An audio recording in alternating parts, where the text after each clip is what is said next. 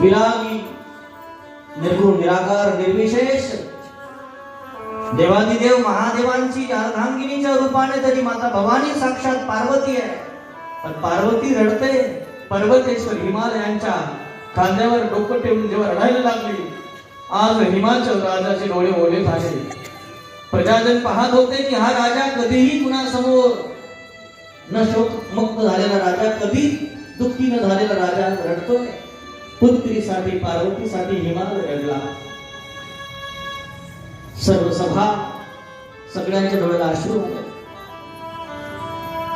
दाटून कंठ येतो